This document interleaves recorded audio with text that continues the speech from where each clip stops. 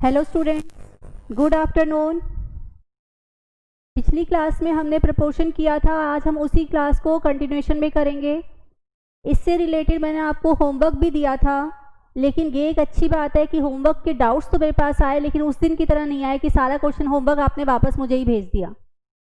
हम एक एक क्वेश्चन होमवर्क का क्लास में करेंगे, जिसमें हिंट दे सकती होंगी हिंट दे दूंगी, नहीं तो जिसमें लगता है पूरा सॉल्व करना चाहिए वो पूरा कर दूंगी।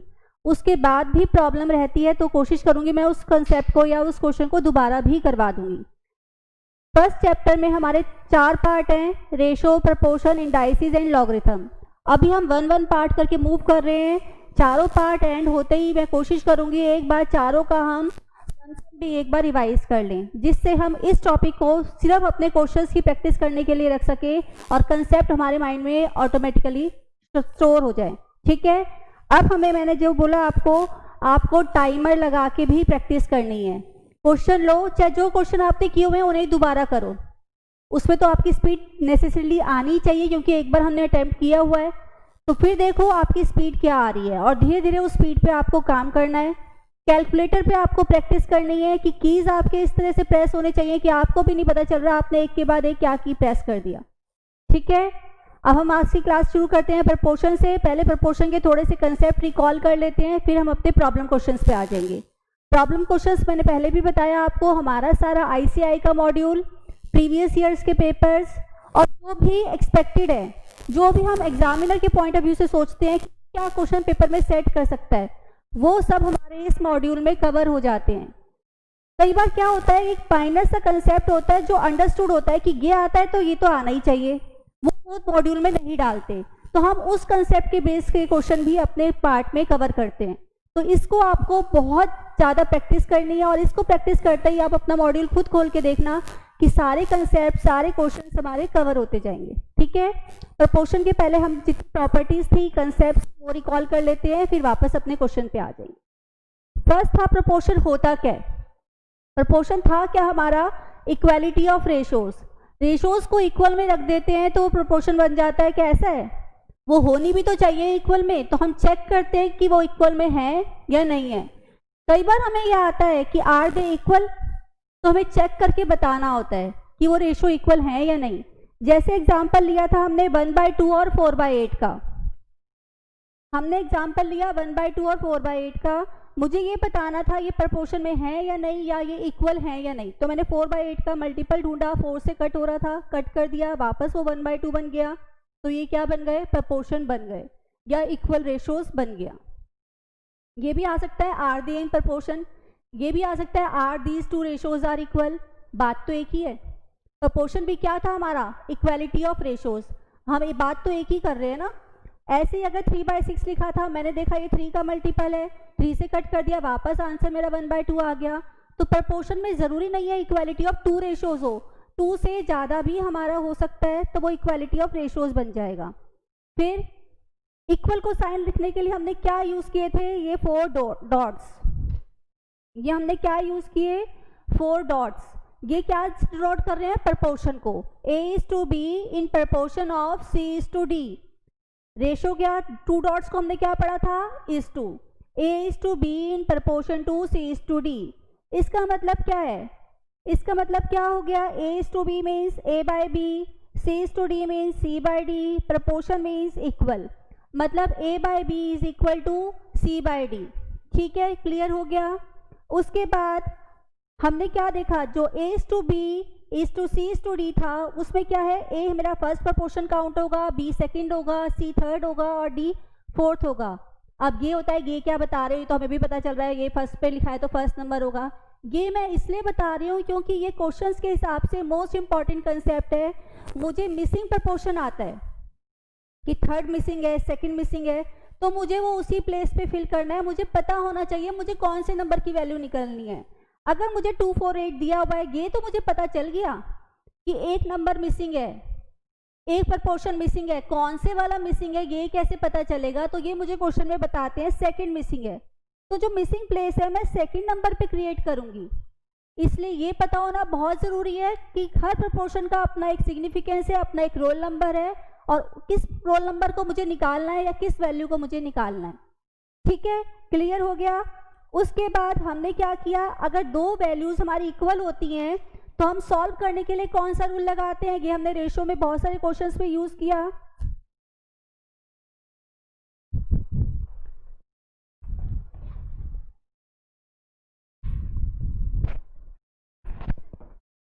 ये हमने रेशो में बहुत सारे क्वेश्चंस में यूज़ किया क्रॉस प्रोडक्ट। कि अगर दो रेशोज, दो वैल्यूज इक्वल हैं, उनको सॉल्व करने के लिए हम क्या यूज़ करते हैं, क्रॉस प्रोडक्ट। ए मेरा मल्टीप्लाई हो जाएगा डी से और सी मल्टीप्लाई हो जाएगा बी से।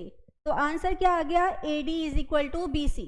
यहाँ से क्या पता चल रहा है कि मैं फर्स्ट प्रोपोर्शन को फोर्थ से मल्टीप्लाई करूँ और सेकंड को थर्ड से मल्टीप्लाई करूँ तो आंसर मेरा क्या इक्वल होने वाला है। फर्स्ट को फोर्थ से करूँ और सेकंड को थर्ड से करूँ तो आंसर मेरा क्या इक्वल होने वाला है। तो मैं सीधा सीधा यहाँ पर ये रूल लगा सकती हूँ कि first into last is equal to second into third. मुझे पूरे सारे स्टेप्स लिखने की ज़रूरत नहीं है कि ये 2/x इज इक्वल टू 4/8 होगा, फिर मैंने क्रॉस प्रोडक्ट किया, फिर मैं सॉल्व कर रही हूँ। ये सब मुझे करने की ज़रूरत नहीं है। मैं सीधा सीधा क्या करूँगी, 2 into 8 is equal to 4 into 6 और अपनी x की वैल्यू निकाल लूँगी। ठीक है, इससे हमारा टाइम भी सेव हो जाएगा और क्वेश्चन भी हम जो सॉल्व वाला पार्ट है वो भी हम कैलकुलेटर पे कर लेंगे, तो बहुत फास्ट हमारा सॉल्व हो जाएगा। उसके बाद नेक्स्ट, जो फर्स्ट और फोर्थ प्रोपोर्शन होता है उसको हम क्या बोलते हैं, एक्सट्रीम वैल्यूज। जो आउटर वाले पार्ट हैं, फर्स्ट और फोर्थ या जो बाहर वाले पार्ट हैं, बाहर वाले नंबर हैं, उसको हम बोलते हैं एक्सट्रीम वैल्यूज।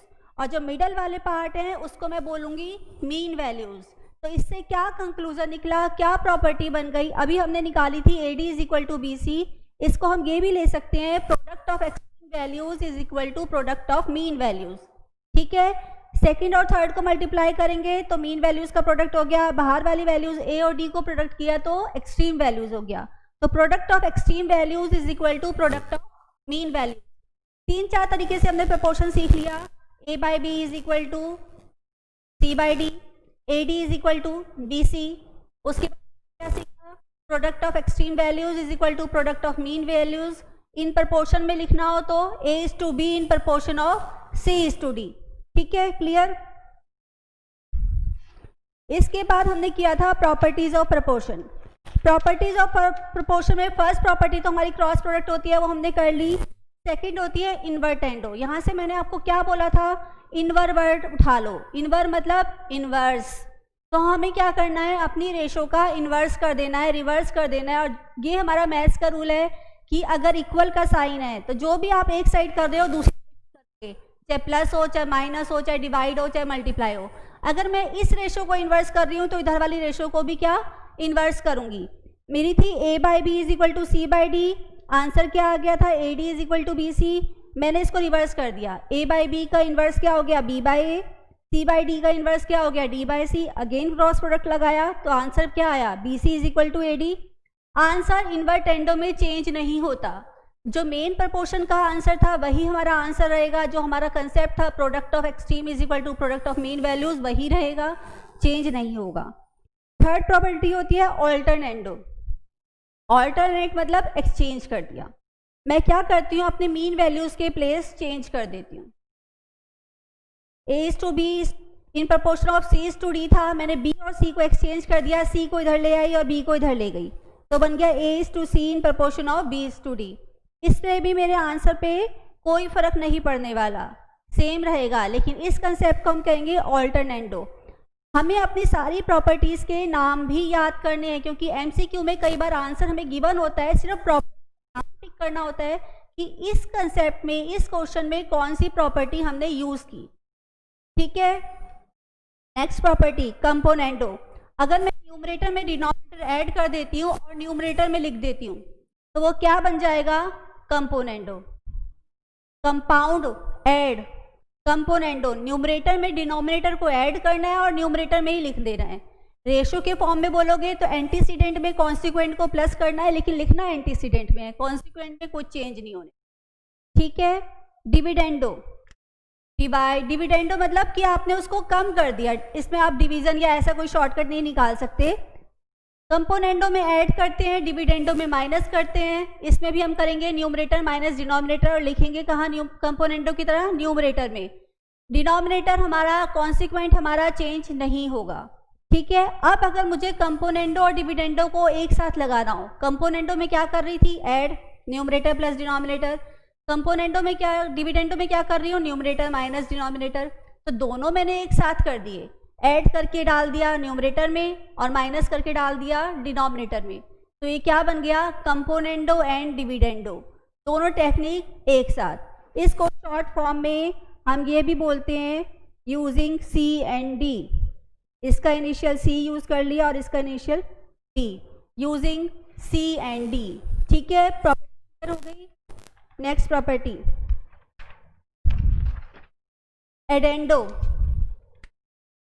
एडेंडो और सब्ट्राहेंडो प्रॉपर्टीज में क्या, हमें बहुत सारी रेशोज को एक साथ लेके चलना है, यही फर्क है कंपोनेंडो और एडेंडो में। एक और फर्क है, एडेंडो में हम सारे एंटीसीडेंट प्लस करते जाते हैं और सारे कॉन्सिक्वेंट प्लस करते जाते हैं, मतलब एंटीसीडेंट भी चेंज हो रहा है, कॉन्सिक्वेंट भी प्लस चेंज हो रहा है, एंटीसीडेंट में एंटीसीडेंट ही प्लस हो रहा है, जबकि कंपोनेंडो में हम क्या कर रहे थे, एंटीसीडेंट प्लस कॉन्सिक्वेंट। ठीक है, तो सारे एंटीसीडेंट प्लस कर दो, सारे कॉन्सिक्वेंट प्लस कर दो, एंटीसीडेंट प्लस किया तो एंटीसीडेंट भी लिख दो, कॉन्सिक्वेंट प्लस किए तो कॉन्सिक्वेंट भी लिख दो, एंटीसीडेंट माइनस किए तो एंटीसीडेंट भी लिख दो, एंटीसीडेंट माइनस कॉन्सिक्वेंट माइनस किए तो कॉन्सिक्वेंट में लिख दो, प्लस करा तो प्रॉपर्टी लगी एडेंडो, माइनस किया तो सब्ट्राहेंडो, सब्ट्रैक्टेंडो नहीं है, सब्ट्राहेंडो।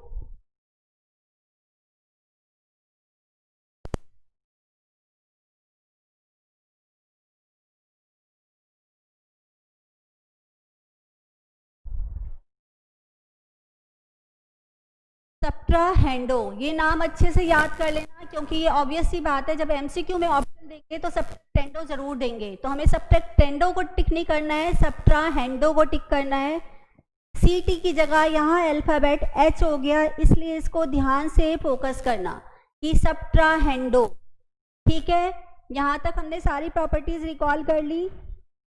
अब एक कंसेप्ट किया था प्रॉपर्टीज के बाद हमने कंटिन्यूड प्रपोर्शन का, जो इस पूरे प्रपोर्शन में मोस्ट इम्पॉर्टेंट है, और इस पे हम एक क्वेश्चन मिनिमम एक्सपेक्ट करते हैं सिर्फ इस कंसेप्ट के ऊपर बेस्ड, और दो भी हो सकते हैं, एक तो 100% श्योरिटी के साथ आता है। ठीक है, कंटिन्यूड प्रपोर्शन, जैसे आपने कंटिन्यूड रेशो का कंसेप्ट किया था, कंटिन्यूड रेशो क्या था हमारा, A:B:C। ठीक है, अगर मुझे दो रेशो दी हुई होती थी A:B और B:C, तो मुझे कंटिन्यूड रेशो में कंबाइन करके इसका निकालना होता था A:B:C, क्योंकि ये पार्ट मेरा कॉमन होता था। यहाँ भी यही है, मुझे ये दिया हुआ है ABC आर इन प्रपोर्शन। अब क्वेश्चन ये उठा ABC प्रपोर्शन में कैसे हो गया, 3 नंबर को कैसे प्रपोर्शन में बोल रहे हो मैम, क्या गलत पढ़ाने लग गए, क्या हो गया, भूल गए, या शायद शॉर्टकट हो गया, मैं भी तो ऐसे ही डांटती हूँ बच्चों को। अब ABC आर इन प्रपोर्शन का मतलब है जो मेरा मिडल वैल्यू है वो 2 बार रिपीट हो रहा है, मतलब ABC को मैं कैसे लिखूंगी, A:B:B:C, हो गए 4 नंबर। अब तो मैं आराम से बना सकती हूँ A:B in proportion to B:C। फिर मैंने रूल लगाया product of extreme values is equal to product of mean values, क्या आइडेंटिटी आ गई, AC B। अब इसमें B क्या कहलाएगा, मीन प्रपोर्शन, और अगर मुझे मीन प्रपोर्शन की वैल्यू निकालनी है तो उसके लिए क्या होगा, स्क्वायर हटाना पड़ेगा, तो √AC बन गया, तो ये भी मेरी आइडेंटिटी है और ये भी मेरी आइडेंटिटी है।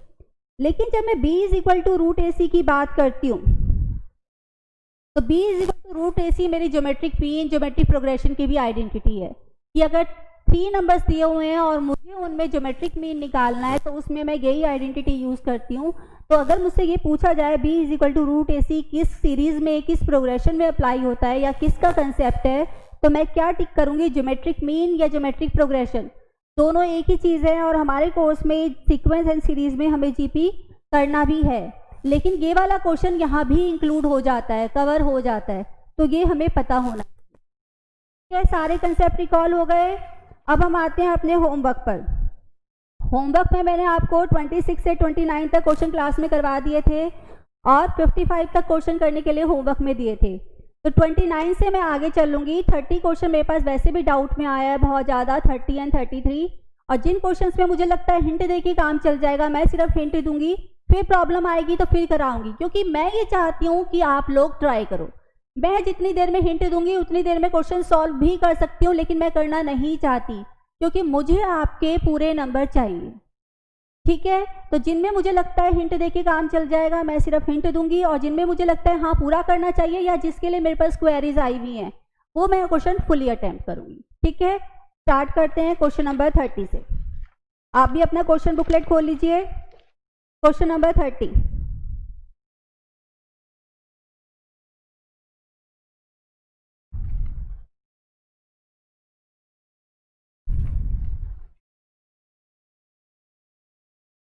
क्वेश्चन नंबर 30 को जब हम देखते हैं, क्वेश्चन नंबर 30 में हमें दिया हुआ है फोर्थ प्रोपोर्शन टू 2a।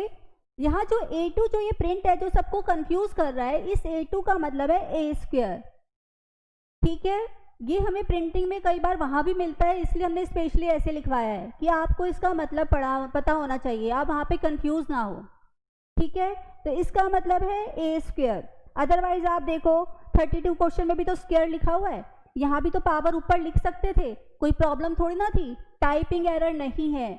हमें एग्जाम में भी ये पैटर्न देखने को मिलता है, इसलिए हमने इस पैटर्न को यहाँ पर इंट्रोड्यूस किया आपको, कि आपको हर चीज़ से समझना आ जाए कि क्या क्या पॉसिबिलिटी है एग्जामिनेशन हॉल में जो मुझे फेस करनी पड़ सकती हैं, उसके लिए हम अभी फेमिलियर हो जाएं। ठीक है, अब 4 नंबर होने चाहिए, तो 4 नंबर में कह रहे हैं कि 4th नंबर मिसिंग है, तो 4th नंबर को मैंने x मान लिया। ठीक है, अब मुझे इस x की वैल्यू निकालनी है।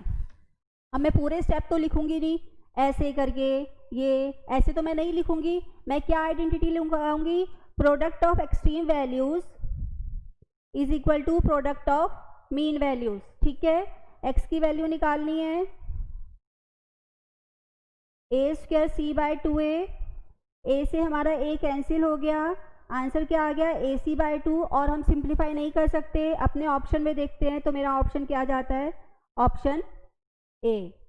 ठीक है, a2 का मतलब समझ में आ गया, क्योंकि अगर ये 2a होता तो ऐसे लिखा होता, ये बाद में लिखा हुआ है तो ये स्क्वायर को रिप्रेजेंट कर रहा है। ठीक है, कंफ्यूजन खत्म। क्वेश्चन 31। अब हमें दिया हुआ है, चेक कर रहे हैं कि हमें प्रपोर्शन क्लियर है या नहीं। वो कह रहे हैं ये नंबर प्रपोर्शन में है। अगर ये नंबर प्रपोर्शन में है तो मेरी आइडेंटिटी जो AD is equal to BC की है सेटिस्फाई करेंगे तभी तो होंगे। अब ये स्टेप तो मैंने आपको बताने के लिए लिखा है, हमें लिखना नहीं है, लेकिन ये आइडेंटिटी मेरी सेटिस्फाई कर देंगे तो ये प्रपोर्शन में हो जाएंगे, अदरवाइज नहीं। तो मतलब 1/2 into 1/x is equal to 1/5 into 1/3, 1/2x is equal to 1/15। अब मैं क्या देख रही हूँ, सब कुछ डिवाइड में लिखा हुआ है और न्यूमरेटर में क्या है 1, एंटीसीडेंट क्या है 1, जिसका कोई काम नहीं है क्योंकि x की वैल्यू निकालनी है। तो मैं क्या टेक्निक यूज करूँ यहाँ पर, यूजिंग इन्वर्टेंडो, इन्वर्स कर देती हूँ दोनों रेशोज का, एक साइड करूँगी तो दूसरी साइड भी करना पड़ेगा। तो 2x/1 और 15/1, यहाँ 1 और 1 का तो कोई मतलब ही नहीं है। x की वैल्यू क्या आ गई मेरी 15/2।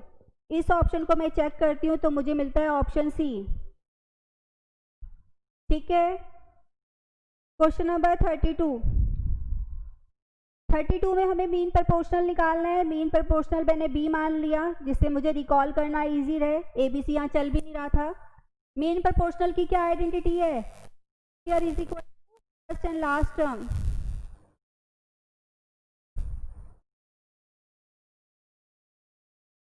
अब 12 इंटू 27 करने लग गई तो भाई बहुत टाइम वेस्ट करने वाली हूँ मैं, और इतना टाइम वेस्ट करने के लिए मुझे दे ही नहीं रहा, मुझे डिपार्टमेंट मेरा ICI डिपार्टमेंट मुझे नहीं दे रहा है, मेरे मार्क्स भी कट हो जाएंगे और 2 क्वेश्चन मेरे रह जाएंगे। तो मैं क्या कैलकुलेटर उठाऊंगी, 12 इंटू 27, ये आ गया 324 x स्क्वायर वाई स्क्वायर। लेकिन b निकालना था तो मुझे क्या करना पड़ेगा, रूट। मैं अलग से स्टेप नहीं लिख रही हूँ, कोई मेरा सॉल्यूशन नहीं चेक करने वाला है, मैंने यही रूट बना दिया। अब x स्क्वायर का रूट क्या हो जाएगा x स्क्वायर का रूट क्या होने वाला है x, और y स्क्वायर का रूट क्या होने वाला है y। 324 का मुझे नहीं पता, मैंने मोबाइल को भी टच नहीं, कैलकुलेटर को टच नहीं किया, 324 है, मैं सिंपली रूट दबा दूंगी तो आंसर आ गया 18। पूरा रूट मेरा सॉल्व हो गया विद इन अ सेकेंड, और आंसर चेक करती हूँ तो ऑप्शन मिलता है मुझे ऑप्शन ए।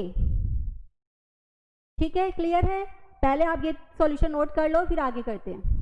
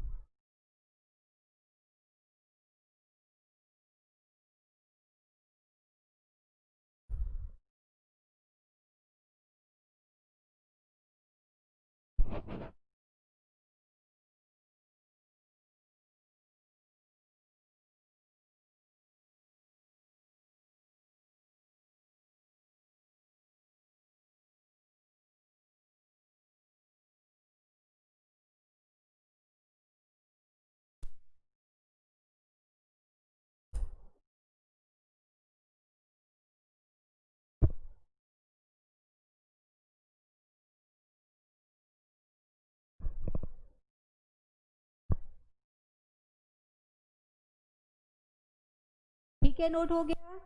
अब क्वेश्चन नंबर 33। क्वेश्चन नंबर 33 बहुत सारे स्टूडेंट्स का डाउट है और क्वेश्चन भी बहुत अच्छा है, तो इस क्वेश्चन को हम बहुत स्लो आराम से पढ़ेंगे और इसमें हम टाइम स्पीड को नहीं या टाइम लिमिट को नहीं देखेंगे, ठीक है। क्वेश्चन क्लियर होना बहुत ज़्यादा ज़रूरी है। क्वेश्चन नंबर 33 में हमें दिया हुआ है a is equal to B by two is equal to C by 5 और हमें रेशो निकालनी है a is to B is to C, ठीक है। a is equal to B by two is equal to C by 5। अब इस question को करने के लिए पहला मेथड जो मेरे माइंड में आता है, मैं क्या करती हूँ, इसको दो पार्ट में डिवाइड कर लेती हूँ। पहले मैंने a is equal to B by two लिख लिया, फिर मैंने b by two is equal to C by 5 लिख लिया। a के डिवाइड में कुछ नहीं था, मैंने 1 डाल दिया, ठीक है। लेकिन रेशो तो a is to B, b is to C होती है, तो मुझे b यहाँ चाहिए। अगर मैं इन दोनों प्लेस को इंटरचेंज करना चाहती हूँ तो कौन सी प्रॉपर्टी जाती है मेरी यहाँ पर, फटाफट से रिकॉल करो कौन सी प्रॉपर्टी जाती है यहाँ पर हमारी, सोचो जरा जल्दी से, कौन सी प्रॉपर्टी मुझे यहाँ अप्लाई करनी चाहिए, इन्वर्टेंडो। ठीक लिख रही हूँ? इन्वर्स कर दूंगी तो क्या ये आ जाएगा? नहीं। मैम आप क्या लिख रहे हो? कौन सी प्रॉपर्टी होती है? ऑल्टरनेंडो, ठीक है। क्योंकि मैं अगर इन्वर्स करती तो b तो यहीं रहता और a लेफ्ट साइड पे रहता, मुझे a और b दोनों लेफ्ट या राइट एक ही जगह पे चाहिए इन रेशो, तो उसके लिए मेरा प्लेस चेंज कर रही हूँ। तो a के नीचे b आ गया और b की जगह 1 आ गया, इन दोनों को मैंने एक्सचेंज कर दिया। इस रेशो में भी यही प्रॉब्लम थी, c और b मुझे एक साथ चाहिए, तो b by C is equal to 2/5। अगर मैं इतना पार्ट कर लेती हूँ तो मैं एक शॉर्टकट पे जा सकती हूँ कि ऑप्शन ट्राई करूँ। ऑप्शन कैसे ट्राई करेंगे? फर्स्ट ऑप्शन में a इज टू बी मुझे दिया हुआ है 3:5, a इज टू बी को मैं देखती हूँ तो क्या दिया हुआ है 3:5, लेकिन चाहिए क्या 1:2। आगे तो मूव करने की जरूरत ही नहीं है, ऑप्शन ही गलत है। अब मैं बी ऑप्शन पे जाती हूँ, 2:5:3। ए और बी की क्या ऑप्शन दी? 2:5। अब बताओ चाहिए क्या था मुझे? 1:2। अगर मैं इसको 2 से भी कट कर दूं तो 5 तो 2 की टेबल में आने ही नहीं वाला, तो ये ऑप्शन भी मेरी क्या हो गई? रॉन्ग। मैं आगे तो तब जाऊंगी ना जब मेरी फर्स्ट वाला पार्ट सेटिस्फाई हो जाएगा, वरना मैं आगे जाके टाइम क्यों वेस्ट करूं। सी ऑप्शन मुझे दिया है 1:2:5।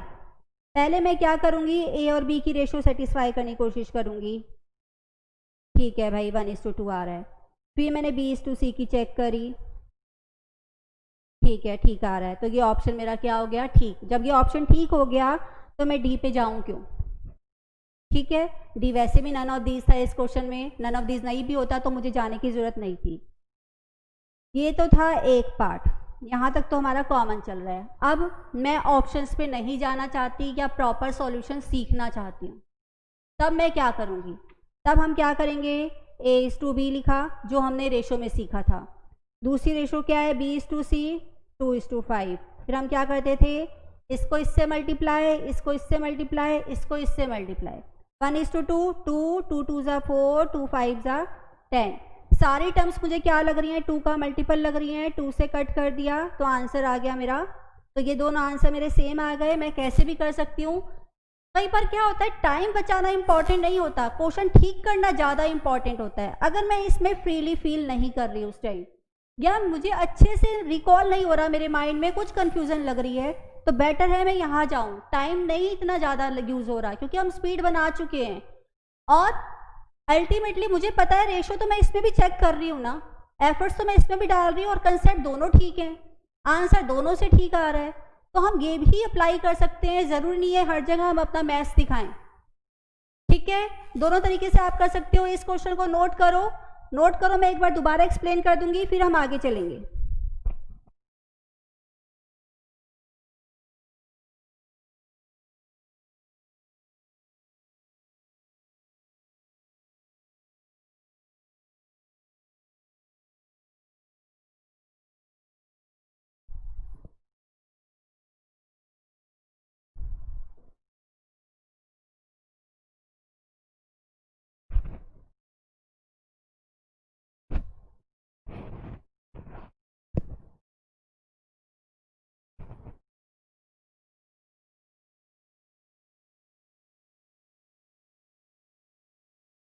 ठीक है, नोट हो गया। हमें क्या दिया हुआ था, 3 रेशोज का रिलेशन दिया हुआ था, लेकिन रेशोज हमें एल्जेब्रिकली नहीं दी हुई थी, रिलेशन स्प्लिट करके दिया हुआ था। तो पहले हमने प्रॉपर रेशोज में उसको कन्वर्ट किया कि A:B क्या है, B:C। फिर फर्स्ट मेथड हमने क्या किया, ऑप्शंस पुट करके देखी, ऑप्शंस कहाँ हमारी रेशोज को सेटिस्फाई कर देती हैं, जो मुझे रेशोज का आंसर चाहिए सेम रेशो दे देती हैं, उस ऑप्शन को मैंने टिक कर लिया। या फिर मैंने कंटिन्यूड रेशो का जो हमने कॉन्सेप्ट पढ़ा था वो अप्लाई कर दिया और आंसर निकाल लिया। ठीक है, देन 34 क्वेश्चन में हमें ये दिया हुआ है A/3 is equal to B/4 is equal to C/7 और हमें निकालना है A plus B plus C/C।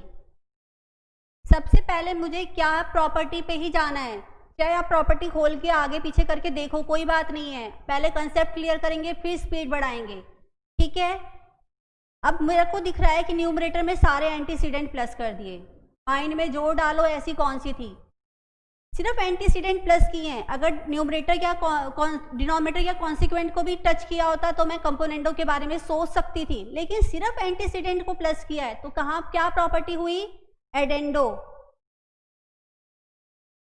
ठीक है, means A/3 is equal to B/4 is equal to C/7 is equal to A plus B plus C divide में 3 plus 4 plus 7।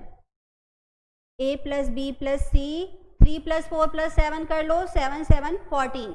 अब ये तो मैंने आंसर निकाल दिया, लेकिन मुझे आंसर में डिवाइड में क्या चाहिए, C। 14 तो नहीं चाहिए ना, C चाहिए। अब ये सारे रेशोज आपस में इक्वल हैं, प्रपोर्शन में हैं, तो मैं कोई भी रेशो, 2 रेशोज को इक्वल कर सकती हूँ। मुझे C चाहिए तो मैं C वाले को प्रेफर करूंगी। ठीक है, तो मैं क्या लिखूंगी, C/7 is equal to A plus B plus C/14। अब यही कंसेप्ट हमने क्वेश्चन नंबर 33 में यूज किया कि मुझे सारे एल्जेब्रिक टर्म्स एक साइड पे चाहिए तभी तो प्रॉपर रेशो बनेगी। तो मुझे क्या, C को इधर लाना पड़ेगा और 14 को इधर लाना पड़ेगा। कौन सी टेक्निक हमने क्वेश्चन नंबर 33 में यूज की थी, ऑल्टरनेंडो। सेम टेक्निक हम यूज करेंगे, 14 इधर ले आए और C इधर ले आए। ठीक है, कट कर दिया, तो A plus B plus C divide में C का आंसर क्या आ गया, 2/1। ठीक है, अब हम अपने ऑप्शन चेक करते हैं, तो आंसर दिया हुआ है 2, तो ऑप्शन कौन सा हो गया, ऑप्शन C। ठीक है, क्लियर है, नोट करो।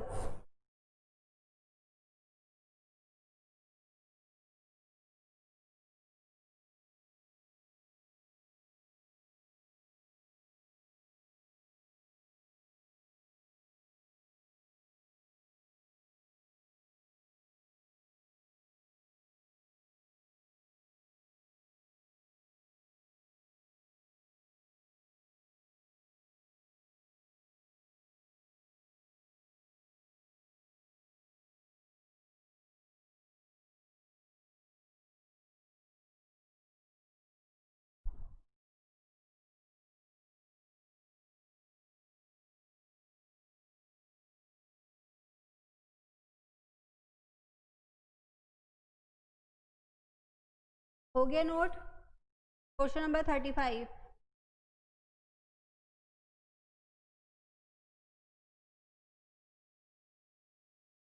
क्वेश्चन नंबर 35 में हमें क्या दिया हुआ है, P/Q is equal to R/S is equal to 2.5 divide में 1.5 और निकालना क्या है, PS इज टू QR।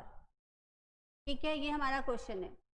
अब हमें क्या पता है कि जब 2 टर्म्स इक्वल में होती है और हम सॉल्व करना चाहते हैं तो क्या लगा सकते हैं, क्रॉस प्रोडक्ट लगा सकते हैं। क्रॉस प्रोडक्ट लगाएंगे तो क्या बन जाएगा, PS is equal to QR is equal to 2.5। ठीक है, ये बन गया हमारा। अब मैं क्या लिख सकती हूँ, PS डिवाइड में QR इज इक्वल टू 2.5 1.5। ठीक, पॉइंट से मेरा पॉइंट कट हो गया, 5 की मल्टीपल में चल रहा था, तो आंसर क्या आ गया, 5/3। ठीक है, और ऑप्शन कौन सा हो गया, ऑप्शन C। ठीक, क्लियर है। 36 36 में हमें एक्स वाई बाई दिया हुआ है, जेड बाई डब्ल्यू दिया हुआ है और दिया हुआ है 2.5 1.5। निकालना क्या है, एक्स प्लस जेड और वाई प्लस डब्ल्यू।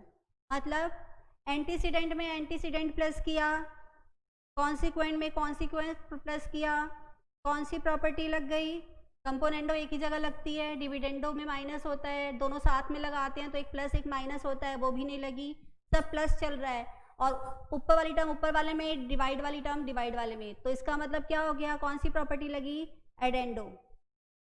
अब कोई प्रॉब्लम नहीं होनी चाहिए, अब तो सिर्फ प्रॉपर्टी लगानी है और प्लस माइनस भी कैलकुलेटर से करना है, तो कुछ काम ही नहीं है। आप लोग करोगे ये क्वेश्चन नंबर 37।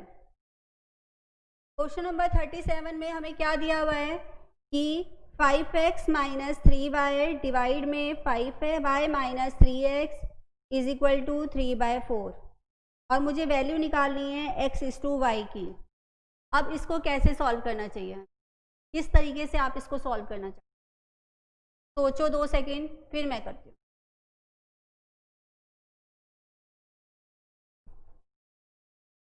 दो टर्म्स अगर इक्वल में होती हैं तो मैं कौन सा कंसेप्ट बोलती हूँ अप्लाई करने के लिए, दो टर्म्स अभी 35 में भी इक्वल थी तो क्या कंसेप्ट लगाया, क्या कंसेप्ट लगाते हैं अगर हमें जस्ट सिंप्लीफाई करना है तो इस कंसेप्ट को, इस प्रॉपर्टी को क्या कहते हैं, क्रॉस प्रोडक्ट।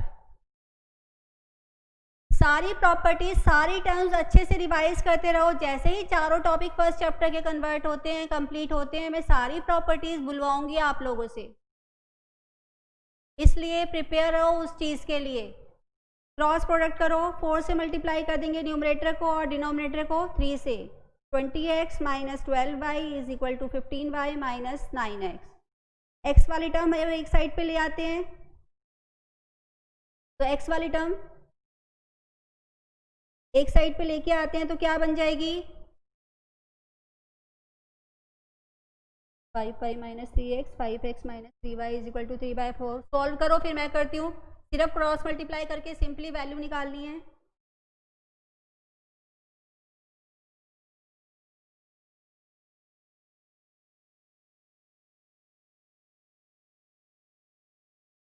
इस 9 को इधर लेके आओगे तो क्या हो जाएगा, ये माइनस साइन दूसरी साइड पे जाके क्या बन जाता है, प्लस।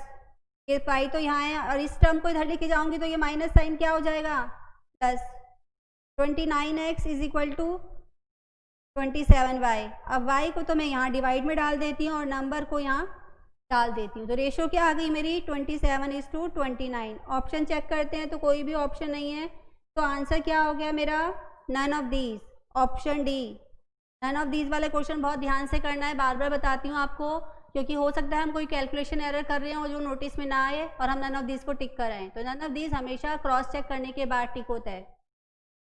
चारों ऑप्शन दिए हो तो हम बहुत ज़्यादा सेफ होते हैं, नन ऑफ दीज में हम बहुत ज़्यादा फंसे हुए होते हैं, तो बहुत ध्यान से करना। ठीक है, क्लियर है, नोट कर लो।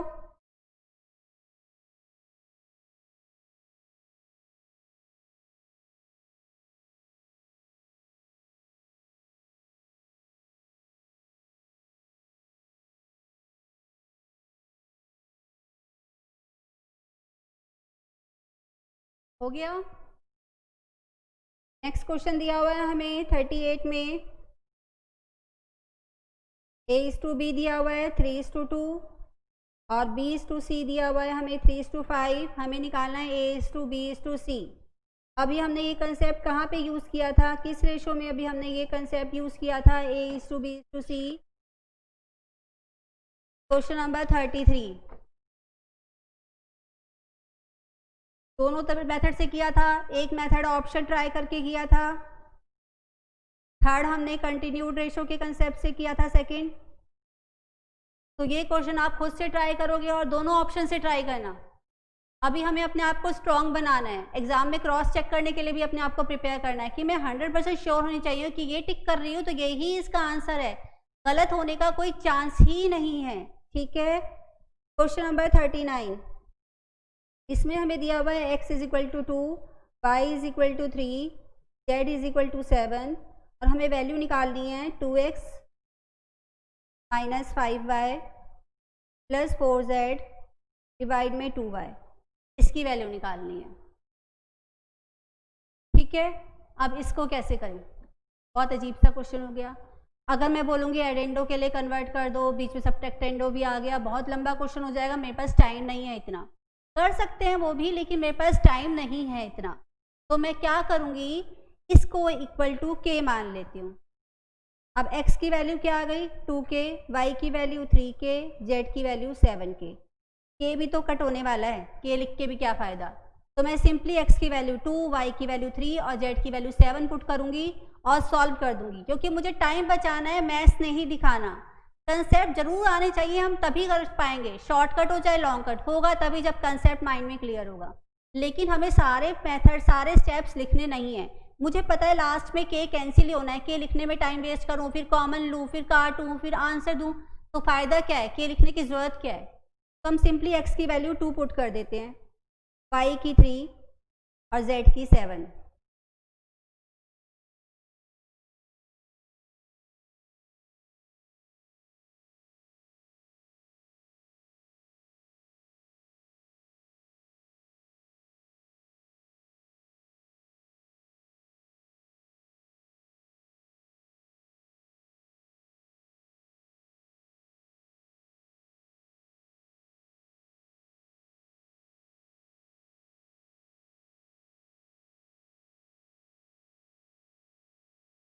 ठीक है, इस पार्ट को सॉल्व करो, चाहे कैलकुलेटर उठा लो चाहे हाथ से करो, वैल्यू सॉल्व करना शुरू करो।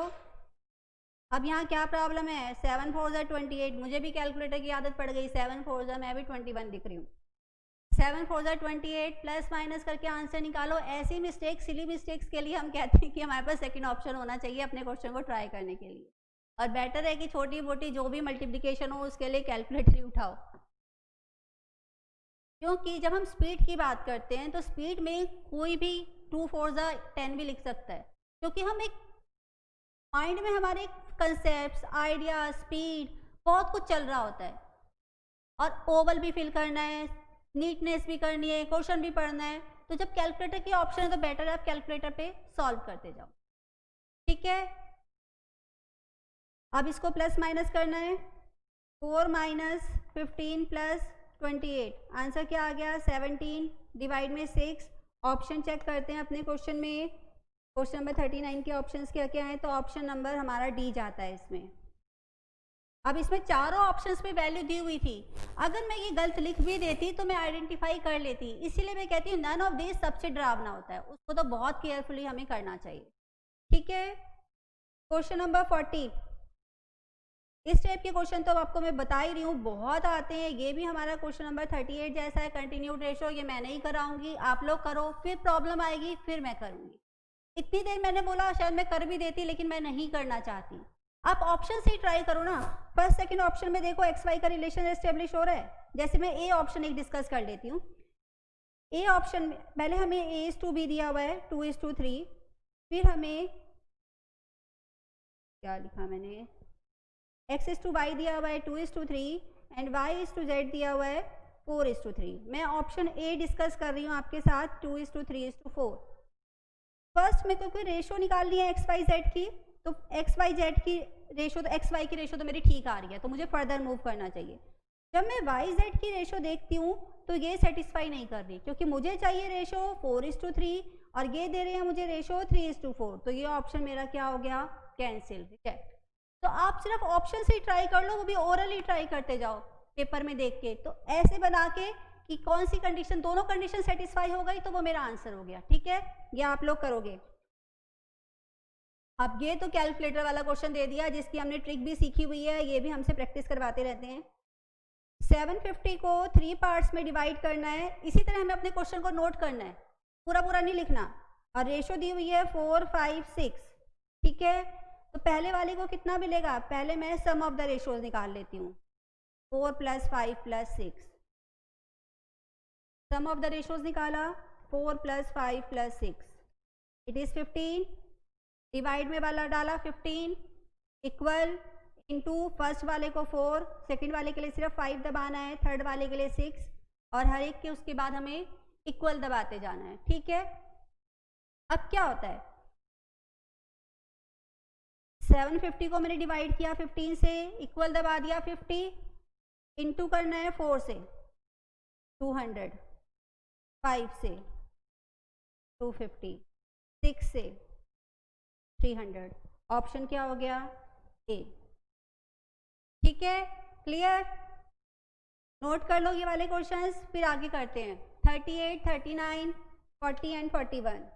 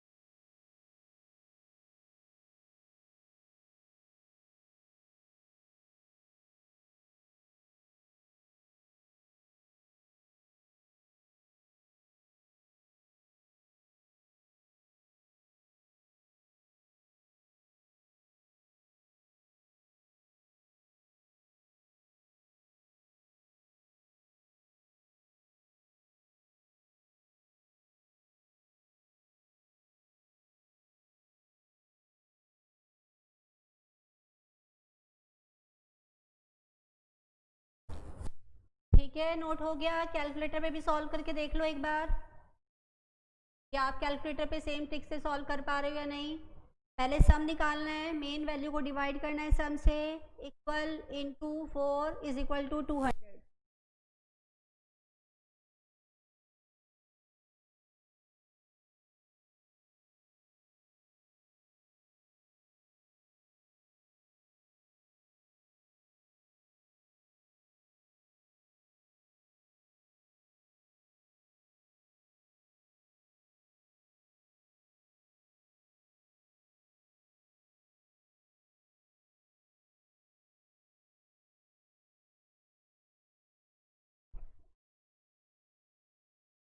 हो गया, आगे चलें। Question number 42।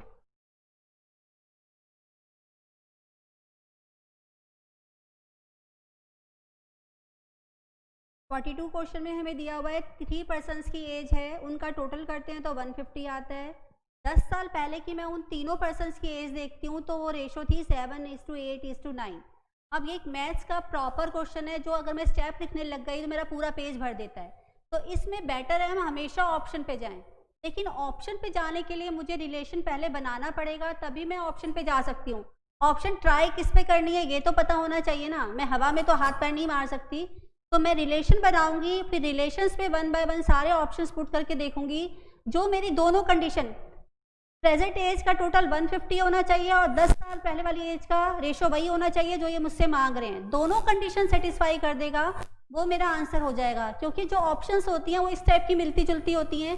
किसी में टोटल 150 आ रहा होता है, रेशो नहीं होती। किसी में टोटल 150 होता है, 2 रेशो मिल रही होती हैं, तीसरी नहीं आती। तो हमें बहुत ध्यान से करना होता है, लेकिन टाइम भी बचाना होता है। तो बेटर है हम ऑप्शन पे जाएं, लेकिन रिलेशन बनाना आना चाहिए, और वो बहुत मुश्किल नहीं है बल्कि बहुत ज़्यादा इजी है। वो देखो हम कैसे बनाते हैं। अब 3 लोग हैं, 3 लोगों को आप ABC मानो, XYZ मानो, UVW मानो, जो आपको मानना है मानो। पूरा ABC में चल रहा है, मैं ABC मान रही हूँ। तो ABC की एज का टोटल क्या होना चाहिए? 150। ये मेरा एक रिलेशन है, ठीक है। अब सबको 10 साल छोटा कर दो। हम भी तो अपनी एज कम बताना चाहते हैं ना। सबको 10 साल छोटा कर दो। इसका टोटल नहीं चाहिए, क्या चाहिए? रेशो। और रेशो क्या आनी चाहिए? 7:8:9। ये मेरा दूसरा रिलेशन है। हर ऑप्शन को मैं दोनों रिलेशंस पे ट्राई करूंगी, दोनों इक्वेशंस पे ट्राई करूंगी, जो दोनों सेटिस्फाई कर देगी वो मेरा ऑप्शन सही होगा, ठीक है। एक ऑप्शन के बेस पे टिक नहीं करना। एक ऑप्शन तो हो सकता है फर्स्ट वाला चारों में ही सेटिस्फाई हो रहा हो, टोटल तो 150 के दे देते हैं, हमें कंफ्यूज करने के लिए कोई कसर नहीं छोड़ते। तो कंफ्यूज नहीं होना, थॉरोली क्वेश्चन पढ़ना है कि 2 कंडीशन है तो दोनों को सेटिस्फाई करना जरूरी है, 3 होती तो तीनों को करना जरूरी है, ठीक है। अब फर्स्ट ऑप्शन ए की बात करती हूँ मैं। ए ऑप्शन इन्होंने हमें दी 45, 50 और 55। पहले मैं क्या निकालूंगी? सम। 45, 50 और 55। तो आंसर आ गया 150। ठीक, एक कंडीशन सेटिस्फाई। अब मैं दूसरी ऑप्शन पे जाती हूँ, तो सबको मुझे 10 साल छोटा करना है। 45 में से 10 माइनस किया 35, 50 में से 10 माइनस किया 40, 55 में से 10 माइनस किया 45, रेशो में डाल दिया। अगर 0 और 5 है तो 5 का मल्टीपल तो होता ही है, चेक करने की जरूरत ही नहीं है। 5 से डिवाइड कर दूंगी, 5 7 जा 35, 5 8 जा 40, 5 9 जा 45। बोथ कंडीशन आर सेटिस्फाइड, तो ऑप्शन क्या हो गया मेरा? ए। ठीक है, लेकिन मैं ए ऑप्शन मेरा आंसर आ गया, लेकिन मैं सेकंड ऑप्शन को ट्राई करके देखना चाहती हूँ कि क्या करके दे रहे हैं मुझे, क्या क्या चालाकियाँ कर सकते हैं। ठीक है, मैंने सेकंड ऑप्शन ली। सेकंड ऑप्शन इन्होंने हमें दी है 40, 60, 50। पहले मैंने सब निकाला 40, 60, 50, तो आंसर आ गया 150। सेटिस्फाइड। जैसे मैंने आपको बोला ये चालाकियाँ करते हैं, टोटल तो सबका ही 150 दे देते हैं। ठीक है, और इसमें तो नन ऑफ दीज वैसे ही हमें गलत करवाने के लिए सबसे ज़्यादा रेडी है। अब मुझे क्या करना है, सबको 10 साल छोटा कर दो। 30, 50, 40, ये तो 10 का ही मल्टीपल दिख रहा है, तो आंसर क्या आ गया? 3, 5, 4। सेकंड कंडीशन सेटिस्फाई नहीं हुई, इसका मतलब ऑप्शन ए मेरा करेक्ट आंसर है। ठीक है, समझ में आ गया? नोट डाउन कर लो। Question number 42।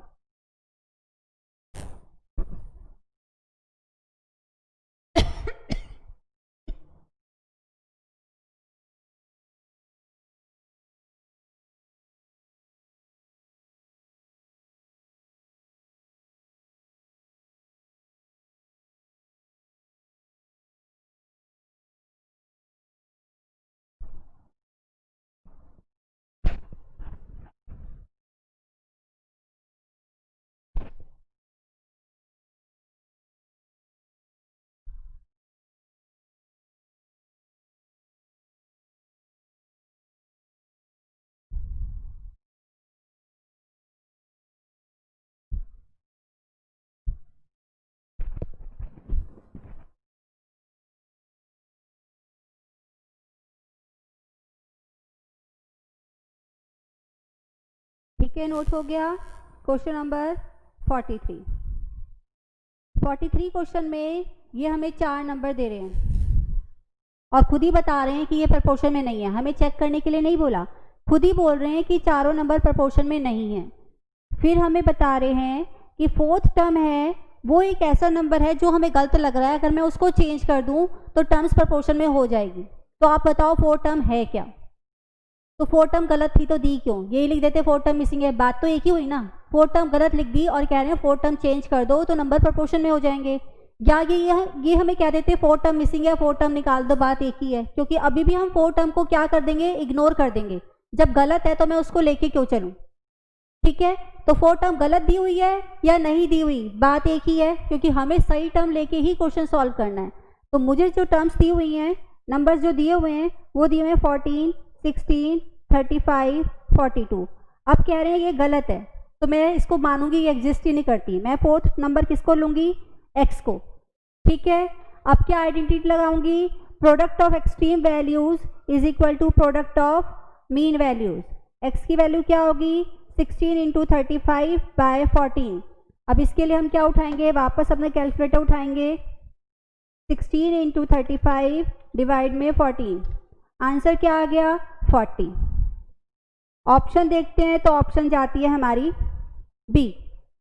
ठीक है, जो नंबर गलत दिया हुआ है और मांग रहे हैं कि सही नंबर क्या है, इसका मतलब मान लो दिया ही नहीं हुआ, इग्नोर मारो उसको। ठीक है, मिसिंग हो या गलत हो या हमें बताया कि फाइंड करो, बात एक ही है हमारे लिए।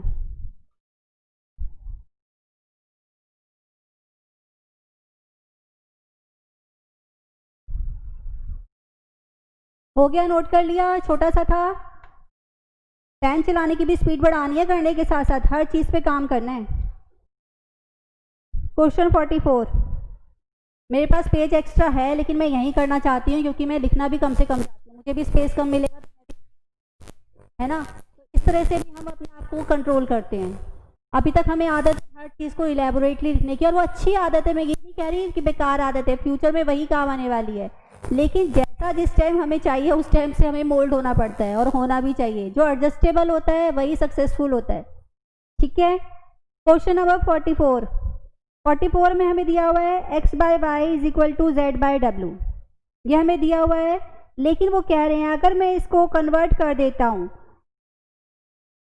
y by X is equal to W by X में, तो यहाँ पर कौन सी प्रॉपर्टी लगी या इस प्रोसेस को क्या कहेंगे?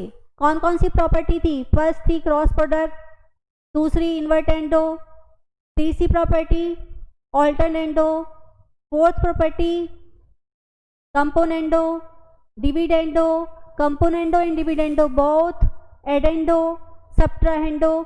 ये हमारी प्रॉपर्टीज थी, सारी माइंड में आ गई। इसमें क्या क्या कर रहे थे, नाम से हमें पता चल रहा है। इसमें क्या किया, x बाय वाई था तो क्या लिख दिया y by X, z by W था तो क्या लिख दिया w बाय एक्स। कौन सी प्रॉपर्टी लगी, सिंपली क्या किया है, इन्वर्स किया है। इन्वर्स से कौन सी प्रॉपर्टी बन गई, इन्वर्टेंडो। अब इन्वर्टेंडो कौन सी ऑप्शन दिया हुआ है, दिया ही नहीं हुआ, तो ऑप्शन क्या हो गया, नन ऑफ दीज। ठीक है, इसलिए प्रॉपर्टी के नाम याद होने बहुत ज़रूरी है। नाम के साथ उसमें करते भी क्या है, नाम से हिंट लो और उसको याद करो। अब हो सकता है कोई बच्चा बोले ऑल्टरनेंडो, तो प्लेस तो चेंज नहीं किया ना, इंटरचेंज किया है किसी को भी, किसी को भी नहीं किया, तो ये क्या हुआ, सिर्फ रिवर्स किया है, इन्वर्स किया है, इन्वर्टेंडो। ठीक है, क्वेश्चन नंबर 45। 45 क्वेश्चन में हमें दिया हुआ है P by Q is equal to R by S is equal to P minus R divide में Q माइनस एस। ये क्वेश्चन मुझे दिया हुआ है, P by Q is equal to R by S is equal to P minus R by Q minus S, ये मुझे दिया हुआ है। इस प्रोसेस को क्या कहेंगे, कौन सी प्रॉपर्टी लगती है? देख लो आपके सामने कितने क्वेश्चन प्रॉपर्टी बेस्ड आ रहे हैं। कंटिन्यूड प्रोपोर्शन, प्रॉपर्टीज आइडेंटिफिकेशन, ये क्वेश्चन 100% आपके पेपर में आने वाला है। बहुत इंपॉर्टेंट कंसेप्ट है और बहुत इजी कंसेप्ट है फ्री स्कोरिंग, तो इस पे जरूर टाइम दो और इसको अच्छे से 3-4 बार रिवाइज करो। हर चीज़ माइंड में स्टोर करनी है विद डिटेल। और किसी के अगर मल्टीप्लिकेशन ऑफ मेथड्स हैं, ऑप्शंस हैं करने के या ट्रिक्स हैं, तो वो भी हमें साथ साथ होल्ड करनी है। एक कंसेप्ट एक बार में परफेक्शन के साथ करेंगे तो उससे रिलेटेड जो भी होगा ना, सब ऑटोमेटिकली एक साथ कैप्चर होगा, तो मिक्स नहीं होता फिर। ठीक है, अब इसमें क्या किया, माइनस किया है। माइनस के लिए दो प्रॉपर्टी थी, कौन सी, डिविडेंडो और सब्ट्राहेंडो। डिविडेंडो में क्या करते थे, न्यूमरेटर माइनस डिनोमिनेटर और सिर्फ एंटीसीडेंट में चेंज होता था। सब्ट्राहेंडो में क्या करते थे, एंटीसीडेंट में से एंटीसीडेंट माइनस, कॉन्सिक्वेंट में से कॉन्सिक्वेंट माइनस, मतलब दोनों चेंज होते थे। तो पहले तो दोनों चेंज वाली पे ही जाऊंगी, सिंगल चेंज वाले को तो छोड़ दो, मैं दोनों चेंज वाली पे आ गई, सब्ट्राहेंडो पे। फिर चेक करूंगी वो लगाई भी है या नहीं लगाई। कई बार क्या करते हैं, एक साइड लगा देते हैं, एक साइड नहीं लगाते, तो वो भी गलत हो जाता है। P माइनस आर ठीक है, Q माइनस एस ठीक है, तो प्रॉपर्टी कौन सी हो गई, सब्ट्राहेंडो, तो ऑप्शन कौन सी हुई, ए। अब यहाँ पे मेरा एक क्वेश्चन है जो मैं मानती हूँ एग्जामिनर भी सोच सकता है, अगर मैं सोच सकती हूँ तो वो भी सोच सकता है, क्योंकि वो तो सबसे ज़्यादा गड़बड़ बातें सोचता है ना, मुझसे भी ज़्यादा, लेकिन मैंने भी सोच लिया है तो शायद वो भी सोच सकता है। अगर मैं आपको बोल देती कि ये बताओ, अगर मैं R माइनस पी और S माइनस पी लिखूँ तब कौन सी प्रॉपर्टी लगी, सोचो जरा। अगर मैं इसकी जगह ये बना दूँ और मैं पूछूँ यहाँ पे कौन सा प्रोसेस अप्लाई हो रहा है या कौन सी प्रॉपर्टी अप्लाई हो रही है, बताओ। तो ये फर्स्ट तो आंसर यही आने वाला है, ये तो मैंने पढ़ाया ही नहीं। वैसे भी ये आंसर तो बहुत कॉमन सा आंसर होता है, मैम ये पार्ट तो आपने कराया ही नहीं, ये तो आपने पढ़ाया ही नहीं। अब ये बना कैसे, जो मेरा मेन आंसर था, मैं इसमें क्या होता है, जो भी काम करो न्यूमरेटर में भी करो डिनोमिनेटर में भी करो, प्लस कर रहे हो माइनस कर रहे हो डिवाइड कर रहे हो, जो भी कर रहे हो, ठीक है। मैं कहती हूँ मैंने माइनस से अपने न्यूमरेटर को मल्टीप्लाई कर दिया और माइनस से अपने डिनोमिनेटर को मल्टीप्लाई कर दिया, ठीक है, तो ये क्या बन गया मेरा, P माइनस आर था, क्या बन जाएगा, R माइनस पी और S minus P, R minus P और S माइनस क्यू। अब ये बताओ, दोनों में सेम ही तो प्रॉपर्टी है, कोई फर्क थोड़ा ना पड़ गया, ये भी सब्ट्राहेंडो ही है, सिर्फ माइनस से मल्टीप्लाई किया था और जो भी काम मैं दोनों साइड करती हूँ उससे आंसर पे फर्क नहीं पड़ता। तो यहाँ भी अगर ये लिखा है तो मैं क्या बोलूँगी, सब्ट्राहेंडो। ठीक है, क्लियर है, नोट करो।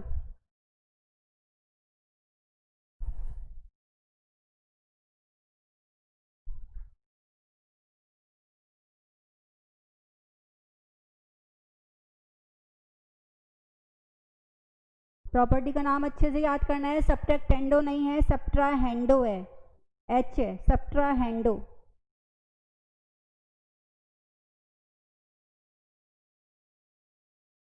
नेक्स्ट क्वेश्चन पे जाते हैं, question 46।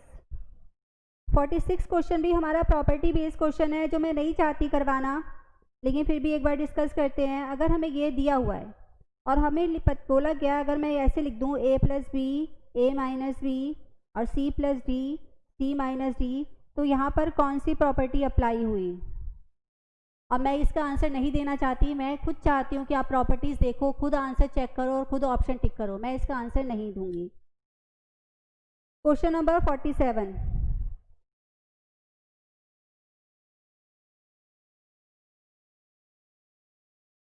u by V is equal to W by P, ये गिवन है। फिर ये कह रहे हैं हमें चाहिए u minus V, u plus V is equal to W minus P, W plus P. तो ये कौन सा प्रोसेस हुआ, कौन सी प्रॉपर्टी हुई?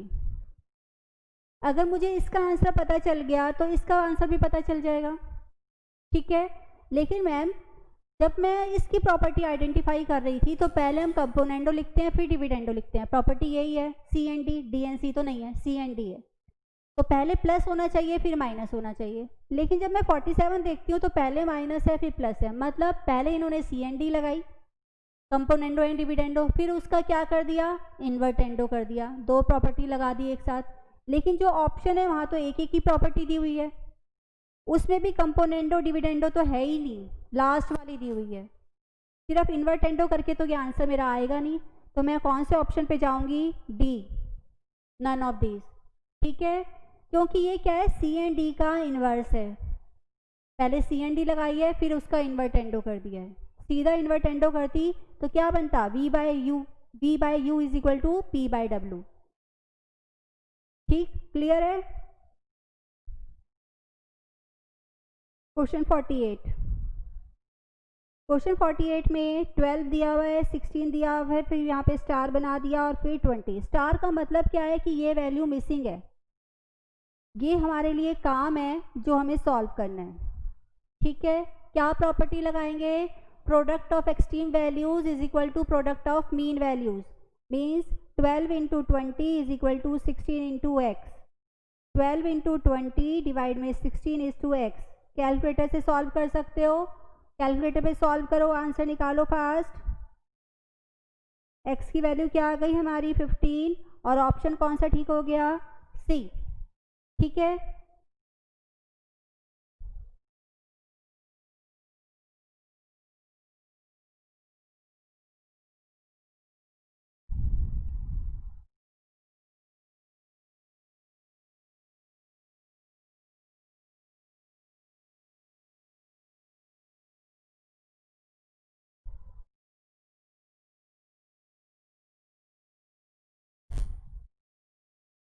चलिए नेक्स्ट क्वेश्चन पे, क्वेश्चन 49।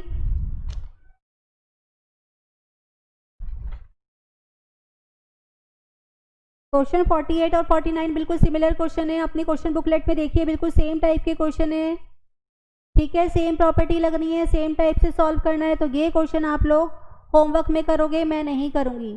स्टार का मतलब मैंने आपको बता दिया, ये वैल्यू मिसिंग है, मतलब क्या है कि 4, यहाँ पे स्टार बना हुआ है तो ये वैल्यू हमारी मिसिंग है।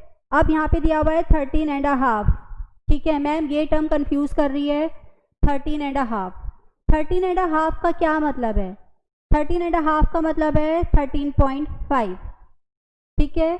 इससे ज़्यादा डिटेल की हमें ज़रूरत नहीं है, फिर भी मैं बता देती हूँ आपको। अगर इसे कहते हैं इम्प्रॉपर फ्रैक्शन, ठीक है, तो कैसे करेंगे हम इसको, 13 इंटू 2 प्लस 1, जो मेरा ये रिमाइंडर था, डिवाइड में जो डिनोमिनेटर दिया हुआ था, तो आंसर क्या आ गया 27/2। तो 13.5 को मैं 27/2 भी लिख के कर सकती हूँ, लेकिन हमें कैलकुलेटर से करना है तो हमें इसकी ज़रूरत ही नहीं है, हम सिंपली कैलकुलेटर से कर देंगे। क्या करेंगे, 4 into 13.5 is equal to X into 9, ठीक है, और आंसर निकाल लेंगे। आप लोग होमवर्क में करोगे क्वेश्चन, और जितनी देर मैंने बोला है इतनी देर में भी आप ये क्वेश्चन कंप्लीट कर सकते हो, क्योंकि कैलकुलेटर पे सिर्फ 2 की प्रेस करने हैं और कुछ नहीं करना। इस स्टेप को भी धीरे धीरे लिखने की कोशिश करो कि आपको लिखने की ज़रूरत ही ना पड़े। आपको पता है जिसको मल्टीप्लाई करके जो बीच में वैल्यू दी हुई है उससे डिवाइड कर देना है।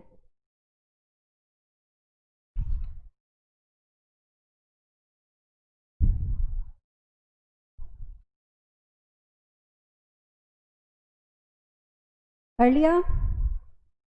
नेक्स्ट क्वेश्चन पे चलते हैं। Question number 50। क्वेश्चन नंबर 50 आ गया हमारा मीन प्रपोर्शन। मीन प्रपोर्शन का मतलब क्या था? मीन प्रपोर्शन कौन सा कंसेप्ट था? कंटिन्यूड प्रपोर्शन का। उसमें क्या होता है, हमारी 3 नंबर्स होते हैं मीन प्रपोर्शन में, जिसमें बीच वाली वैल्यू हमारी क्या बन जाती है? Mean proportion. और मीन प्रपोर्शन की वैल्यू निकालने के लिए हम क्या कंसेप्ट यूज करते हैं? B square is equal to a c या b is equal to root a c. ठीक है, रिकॉल हो गया। अब इस क्वेश्चन में मुझे दिया हुआ है 1.4 ग्राम्स और 5.6 ग्राम्स और मीन प्रपोर्शन हमें निकालना है, मतलब ये बी मेरा मिसिंग है, बी निकालना है। तो बी कैसे निकालूंगी? पहले मैंने क्या करना है, ये यूनिट को चेक करना है। जब भी यूनिट दिया हो यूनिट चेक करना, सेम दी है या हमें कंफ्यूज करने के लिए डिफरेंट दे दी। केजी और ग्राम दिया होता तो क्या ग्राम को मुझे केजी में कन्वर्ट करना पड़ता 1000 से मल्टीप्लाई करके।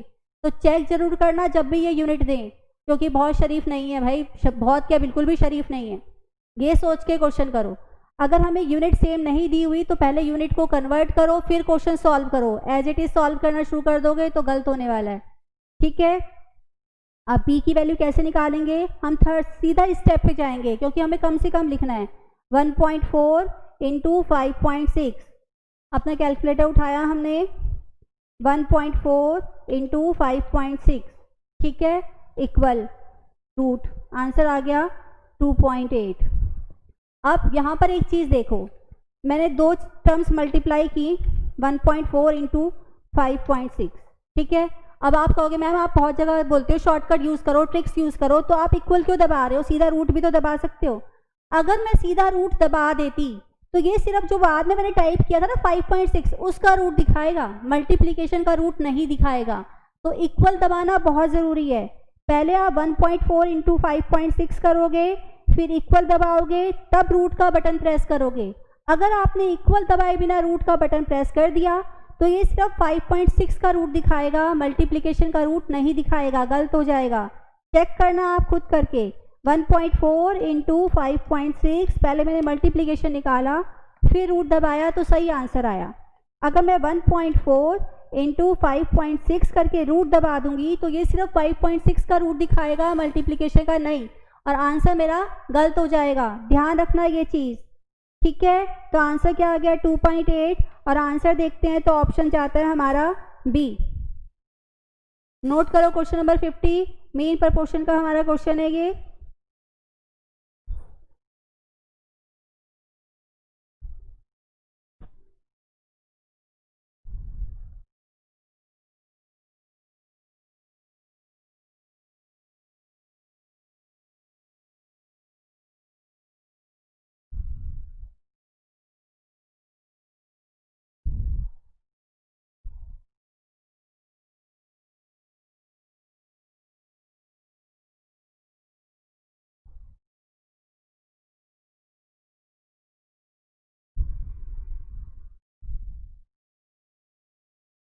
ठीक है, नोट हो गया। क्वेश्चन 51।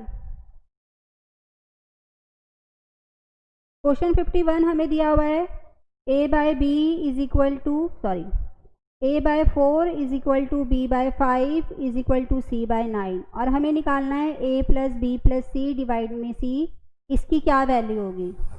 ठीक है, अब मैं बोल रही हूँ कि मैं ये क्वेश्चन अभी नहीं करवा रही, आप लोग होमवर्क में करना, क्योंकि मैंने एक ऐसा क्वेश्चन क्लास में करवाया है। अब मुझे चाहिए आपसे आंसर कि ऐसा कौन सा क्वेश्चन हमने अभी क्लास में किया है, सेम कौन सा क्वेश्चन नंबर था जो अभी हमने क्लास में किया है जस्ट 10 to 15 मिनट्स पहले। ढूंढो अपनी बुकलेट में ऐसा कौन सा क्वेश्चन है जो बिल्कुल सिमिलर टाइप का हमने अभी अभी किया है। Question number 34। तो ये चीज़ आपको क्रिएट करनी है कि ये तो मेरी बुकलेट से ही आया है, मैंने किया हुआ है 10 बार ये क्वेश्चन, इसका तो आंसर भी मुझे याद है, मैं आराम से इस क्वेश्चन को कर सकती हूँ। ये एटीट्यूड हमें अपने अंदर लेके आना है।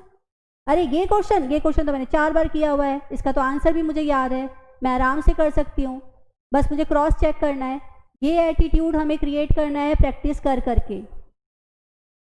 ये लाएगा मैथ्स में परफेक्शन, कॉन्फिडेंस, स्पीड, एक्यूरेसी, सब चीज़ लेके आएगा। अब ये क्वेश्चन मैं आपको नहीं करवा रही हूँ। क्वेश्चन नंबर 34 बिल्कुल सेम क्वेश्चन है जो हमने अभी अभी किया है, और ये क्वेश्चन आप लोग प्रैक्टिस करोगे, ठीक है। अपनी बुकलेट में जाके देखो क्वेश्चन 34 और 51 में क्या डिफरेंस है। सिर्फ एक दो नंबर्स का डिफरेंस है। जो गिवन इन्फॉर्मेशन है उसी टाइप की इन्फॉर्मेशन उसमें दी हुई थी, जो निकालना है सेम चीज़ उस क्वेश्चन में निकालनी थी।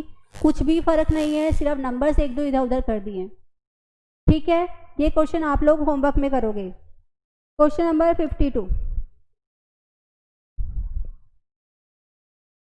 52 क्वेश्चन में हमें दो नंबर दिए हुए हैं और बताया है उनकी रेशो 3:4 है। तो दो नंबर हमने ए और बी मान लिए। हमें क्वेश्चन को जो चैप्टर हो उसी की फॉर्म में लिखना है। तो ए और बी की रेशो मुझे 3:4 दी हुई है, तो मैंने लिख लिया A/B = 3/4। उसके बाद ये कह रहे हैं कि अगर मैं अपने नंबर्स में रेशो में 6 ऐड कर दूं ईच टर्म, मतलब यहाँ भी 6 ऐड कर दिया, यहाँ भी 6 ऐड कर दिया, तो मेरी रेशो कन्वर्ट हो जाएगी 4:5 में। अगेन दो कंडीशन दे दी। अगर मैं ऑप्शन पे जाती हूँ तो मुझे दोनों कंडीशन चेक करनी पड़ेंगी, सेटिस्फाई हो रही है नहीं हो रही। तो पहले मैं ऑप्शन पे ही जाना चाहती हूँ, मैं ऑप्शन पे जा रही हूँ, ठीक है। ऑप्शन पे गए, फर्स्ट ऑप्शन है मेरी 14 and 20, इसकी रेशो निकालो। ये किसकी टेबल में आता है? 7 की। 7:3, यहीं पे कट। 3:4 चाहिए थी A/B की, आगे चेक करने की जरूरत नहीं है। बी में गई 17:19, इसका तो कोई मल्टीपल ही नहीं है, 3:4 में कन्वर्ट ही नहीं हो सकता, इग्नोर करना है। सी पे गए 18:24, 6 की टेबल में आता है। 6 3 = 18, 6 4 = 24। फर्स्ट कंडीशन मेरी सेटिस्फाई हो गई भाई, मेरे को थोड़ा इसको कंसिडरेशन देना पड़ेगा, ठीक है। अब नंबर क्या थे? 18 और 24। चेक करने के लिए मैं क्या करूंगी? दोनों नंबर में 6 ऐड कर दूंगी। 18 में 6 ऐड किया 24 में 6 ऐड किया 30। अगेन 6 की टेबल मुझे दिख रही है। 6 4 = 24, 6 5 = 30। दोनों कंडीशन मेरी सेटिस्फाई कर दी। इसका मतलब ये ऑप्शन मेरा क्या हो गया? ठीक हो गया, और आंसर मेरा क्या आ गया? परफेक्ट। ऑप्शन कौन सा गया? सी, ठीक है। ये क्वेश्चन किया हमने ऑप्शंस को ट्राई करके, ठीक है। तो जिस ऑप्शन में हमें लग रहा है फर्स्ट कंडीशन नहीं सेटिस्फाई हो रही, उसको हम आगे मूव करके टाइम क्यों वेस्ट करें, क्योंकि कंडीशन तो दोनों सेटिस्फाई होनी चाहिए ना, ठीक है। क्वेश्चन 52 नोट करो।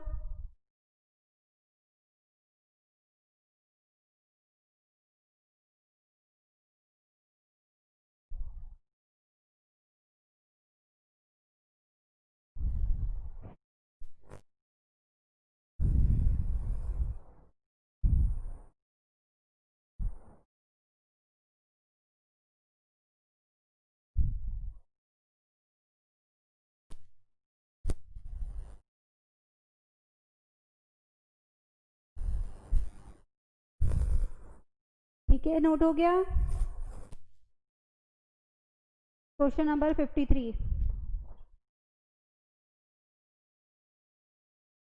53 क्वेश्चन में मुझे क्वेश्चन दिया हुआ है A/4 = B/5, और ये बताया है कि 4 हमें आंसर्स दिए हुए हैं, उनमें से कोई भी प्रॉपर्टी मैं यूज़ करूँ तो इनमें से कोई भी ऑप्शन पॉसिबल है क्या। जैसे मैं तीनों प्रॉपर्टीज़ को कंसिडर करती हूँ तो मुझे दिखता है प्लस माइनस का रूल लगाया हुआ है। अगर मैं प्लस माइनस दोनों रूल एक साथ देखती हूँ तो क्या आता है मेरे माइंड में? कौन सी प्रॉपर्टी क्लिक करती है? सोचो। अगर मैं प्लस माइनस एक साथ सोच रही हूँ, प्लस भी हो रहा है माइनस भी हो रहा है एक साथ, तो कौन सी एक ही प्रॉपर्टी है मेरी? Componendo and dividendo. अब मैं इस पे सी एंड डी यूज करके लिख लूंगी। इसे यूज करती हूँ तो क्या बनता है? न्यूमरेटर में डिनोमिनेटर प्लस, न्यूमरेटर में डिनोमिनेटर माइनस, न्यूमरेटर में डिनोमिनेटर प्लस, न्यूमरेटर में से डिनोमिनेटर माइनस। अब मैं इस ऑप्शन को अपने ABCD से कंपेयर करूंगी। तो ए ऑप्शन को देखती हूँ तो लेफ्ट साइड तो सही दे दी थी, राइट साइड अपोजिट दे दी, नहीं हो सकता। बी ऑप्शन को देखती हूँ तो ऊपर प्लस नीचे माइनस, राइट साइड पे भी ऊपर प्लस नीचे माइनस। इसका मतलब ये ऑप्शन मेरी क्या हो जाएगी? ठीक ऑप्शन हो जाएगी। ऑप्शन बी मेरा आंसर हो गया। सी ऑप्शन में देखती तो लेफ्ट साइड मेरी अपोजिट कर दी, पर माइनस दे दिया, नीचे प्लस दे दिया, और नन ऑफ दिस तो है ही नहीं। ठीक है, क्लियर कि कैसे हमने ऑप्शंस इसमें बाद में ट्राई करेंगे, क्योंकि ऑप्शन में माइनर माइनर सा वेरिएशन कर रखा है, प्लस माइनस की टर्म ऊपर नीचे कर रखी है जो मुझे कंफ्यूज कर सकती हैं। तो मैंने जब प्रॉपर्टी आइडेंटिफाई कर ली तो पहले मैं प्रॉपर्टी लिख लेती हूँ, बाद में कंपेयर कर लूंगी। ठीक है, और कोशिश करा करो ये क्वेश्चन ना लिखो, सी एंड डी ना लिखो, सीधा आंसर लिखो और उसको मैच करो। ठीक है, ये भी हम किसके लिए लिख रहे हैं, कौन देख रहा है इसको? क्वेश्चन 54 में 54 पे सर्कल बना लो, ये क्वेश्चन स्पेशल अटेंशन मांगता है।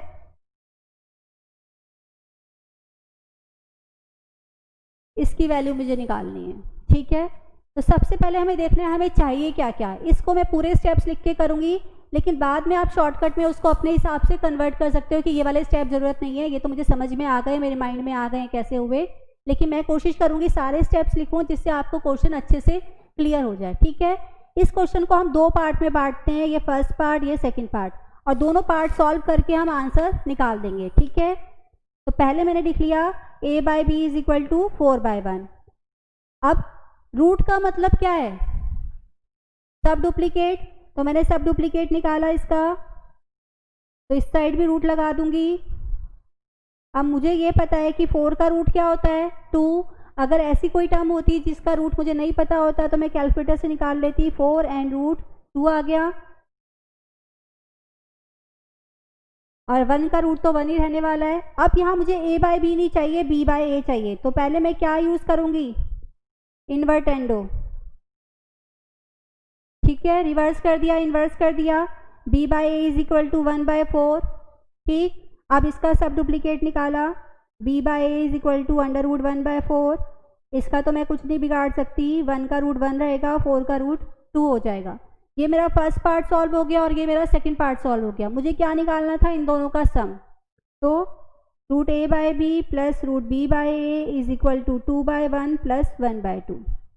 ठीक है, अब यहाँ मुझे क्या करना पड़ेगा, जब हम प्लस साइन होता है तो कैसे मल्टीप्लाई करते हैं, एलसीएम लेके। अगर मैं एलसीएम नहीं लेना चाहती तो क्रॉस और इसमें डिनोमिनेटर भी मेरे मल्टीप्लाई हो जाते हैं, क्योंकि इक्वल नहीं है, कैंसिल नहीं होंगे वो।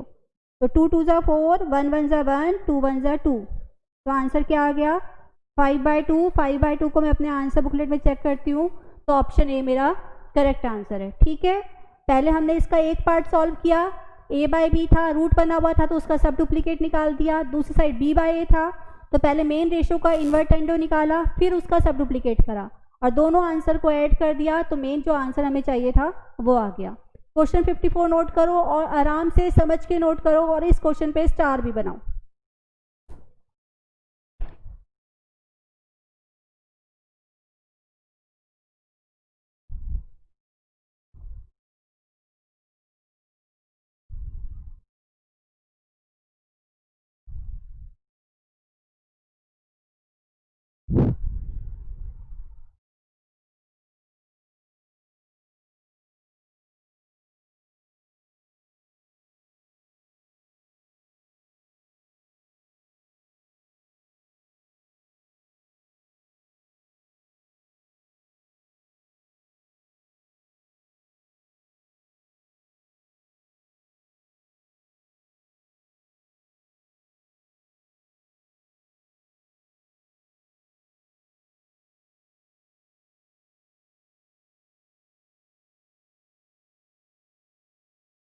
नोट हो गया? ठीक है, क्वेश्चन नंबर 55 जो हमारा प्रपोर्शन का लास्ट क्वेश्चन है, और ये कोशिश करना आप लोग सॉल्व करो। क्वेश्चन हमें दिया हुआ है x b plus c minus a is equal to y, c plus a minus b is equal to z, a plus b minus c, और हमें फाइंड करना है b माइनस सी एक्स। ऐसे लिख लो, मल्टीप्लाई करेंगे तो समझ में आएगा, c minus A Y, a minus B Z, इसकी वैल्यू हमें निकालनी है। ठीक है, तो हम क्या करते हैं, मेन रेशो को k के इक्वल कर देते हैं, जैसे हमने पहले भी क्वेश्चन किया था, x is equal to 2k, फिर हमने कहा था k लिखने की जरूरत क्या है, कट कर देते हैं। सेम रूल हम यहाँ पे लगाएंगे, तो x की वैल्यू क्या हो जाएगी, b प्लस सी माइनस ए k लिखने की क्या जरूरत है, टाइम वेस्ट क्यों करें। ठीक है, y की वैल्यू क्या आ जाएगी, c plus a minus b, z की value a plus b minus c. जब तीनों वैल्यूज हमने निकाल ली तो हमने जो मेन इक्वेशन चाहिए उसमें सब्स्टिट्यूट कर देंगे और आंसर निकाल लेंगे। ठीक है, b minus C, b plus c minus A plus c minus A C plus a minus B plus a minus B A plus b minus सी। देखा जाए तो ये क्वेश्चन इजी होते हैं, लेकिन ये क्या हमारी स्पीड और कंसंट्रेशन को चेक करते हैं। इसमें हमें अगर एक भी साइन प्लस माइनस का गड़बड़ कर दिया तो हमारा आंसर क्या गलत होने वाला है। दूसरा, इस टाइप के जितने भी क्वेश्चंस होते हैं मोस्ट ऑफ द क्वेश्चंस का आंसर 0 और 1 होता है, लेकिन ये दोनों आंसर हमारे क्वेश्चन में डाल देते हैं, 0 भी और 1 भी, तो बिना करे काम नहीं चलने वाला, करना तो पड़ेगा। ठीक है, अब मैं क्या करूँगी, इस पूरे ब्रैकेट को पहले b से मल्टीप्लाई करूँगी, फिर माइनस सी से करूँगी। पहले मैंने b से किया तो B square plus B C minus ए बी। ठीक है, अब माइनस सी से करूँगी, minus B C minus C square plus ए सी। ये मैंने अभी सिर्फ इन दो ब्रैकेट्स को मल्टीप्लाई किया है, ऐसे आपको इन दोनों को भी मल्टीप्लाई करना है। पहले सी से करते हैं, सी स्क्वायर प्लस ए सी माइनस बी सी, फिर माइनस ए से करेंगे, minus A C minus A square plus A B. अब इन दो ब्रैकेट्स को करेंगे, a square plus A B minus A C minus A B minus b square plus B c. तीनों brackets हमने मल्टीप्लाई करेंगे, कर दिए। अब हम चेक करते हैं कि क्या टर्म किससे कैंसिल हो रही है। जो अपोजिट साइंस की सेम टर्म्स होंगी वो कैंसिल आउट हो जाएंगी। जैसे ये प्लस बी स्क्वायर है, ये माइनस बी स्क्वायर है, कट हो गया। ये बी सी मुझे प्लस का दिख रहा है तो यहाँ माइनस का दिख रहा है। ठीक है, ए बी माइनस का है, ये प्लस का है।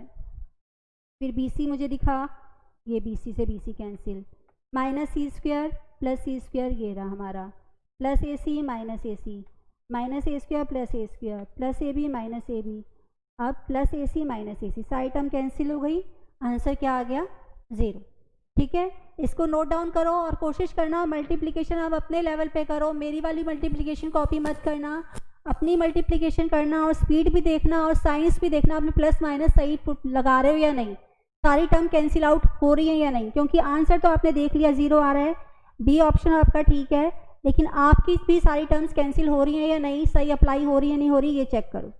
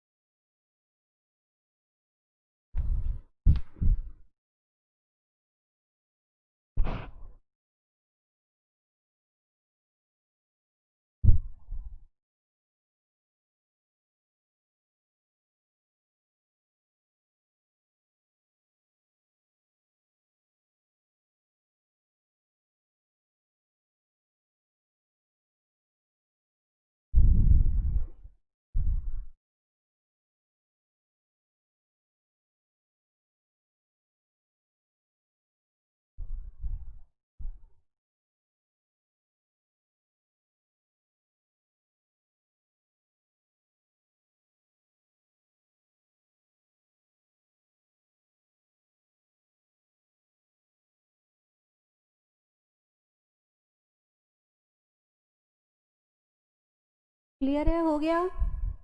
ये हमारे सारे क्वेश्चन थे प्रपोर्शन के, जहाँ पे हमारा प्रपोर्शन कंप्लीट हो जाता है। अब एक क्वेश्चन था रेशो का, क्वेश्चन नंबर 25, जो मोस्ट ऑफ दिस क्वेश्चन में प्रॉब्लम है बहुत सारे बच्चों को, तो ये क्वेश्चन मैं क्लास में करवा रही हूँ। Question number 25, question number 25 easy question है। बस हमें क्या करना है, क्वेश्चन जिस इन्फॉर्मेशन में हमें दिया हुआ है उसे उसी यूनिट में कन्वर्ट करना है जिस यूनिट में रेशो है, ये ध्यान देना है, बाकी कुछ भी नहीं है। देखो, अब इस क्वेश्चन में दिया हुआ है स्पीड ऑफ 2 ट्रेन इज 7:8। दो ट्रेन की हमें स्पीड दी हुई है, मतलब स्पीड की रेशो है, फर्स्ट ट्रेन और सेकंड ट्रेन। रेशो हमें दी हुई है 7:8, ये गिवन है हमें। अब हमें दिया हुआ है जो सेकंड ट्रेन है वो 400 किलोमीटर का डिस्टेंस कवर कर रही है और 5 आवर्स में, मतलब ये डिस्टेंस है, इतना डिस्टेंस कवर करा, 5 आवर्स का मतलब है टाइम, इतना टाइम लगा उसे डिस्टेंस कवर करने में, लेकिन रेशो क्या थी, स्पीड में। ये इन्फॉर्मेशन तो स्पीड में नहीं है, इसको यूज़ करके मैं ये कैसे करूं, जैसे मैं मीटर सेंटीमीटर या भी आपको केजी और ग्राम्स में बता रही थी कि सेम यूनिट होनी चाहिए तभी रेशो हो सकती है, अदरवाइज नहीं। अब मैं क्या करूंगी, स्पीड का फॉर्मूला लगाऊंगी। स्पीड का फॉर्मूला क्या होता है, डिस्टेंस डिवाइड में टाइम।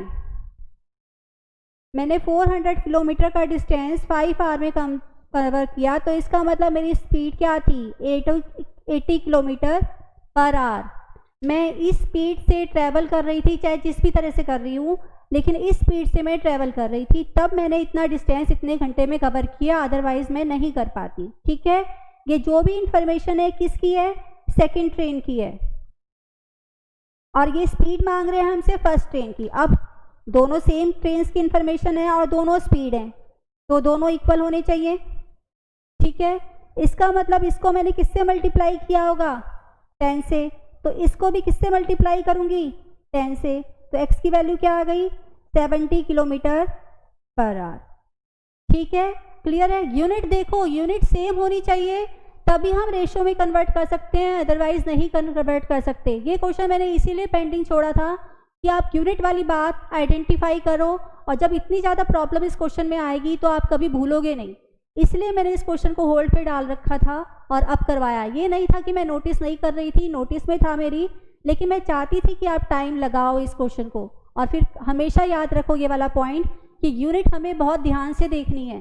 क्वेश्चन में रेशो दी हुई है स्पीड की, और बाद में हमें ये बता रहे हैं इतना चला, इतने घंटे में पहुंचा, तो इसका तो हमें कोई ज़रूरत ही नहीं है, हमें स्पीड बताओ ना भाई। तो हमने उस इन्फॉर्मेशन को स्पीड में कन्वर्ट किया, फिर रेशो में कन्वर्ट किया। ठीक है, नोट करो इस क्वेश्चन को।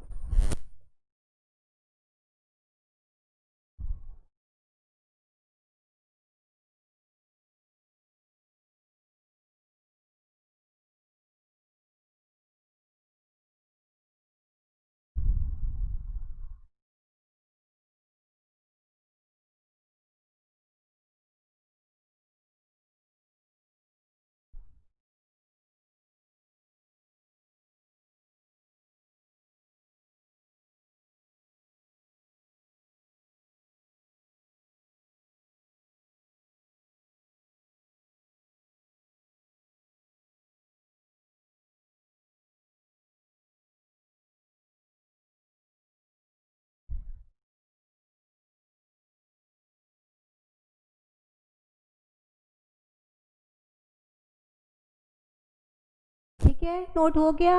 अब हमने अपनी क्वेश्चन बुकलेट के फर्स्ट पार्ट था रेशो और सेकंड पार्ट था हमारा प्रपोर्शन, दो पार्ट हमने कवर किए। रेशो पे बेस्ड क्वेश्चन थे हमारे क्वेश्चन 1 से 25 तक, और प्रपोर्शन पे बेस्ड क्वेश्चन थे क्वेश्चन 29 से 55 तक। ये दोनों पार्ट हमने कवर कर लिए हैं, इसके डाउट्स भी सॉल्व हो गए हैं। फिर भी कोई डाउट आता है तो हम दोबारा करेंगे, और इस चैप्टर में हमारे 4 पार्ट हैं छोटे छोटे, चारों को कवर करके भी हम पूरे एक बार कंसेप्ट को रिकॉल करेंगे चारों सेक्शंस के। ठीक है, नेक्स्ट क्लास में हम शुरू करेंगे अपने थर्ड पार्ट इंडाइसिस से। ठीक है, okay, that's all for today, good day, bye bye.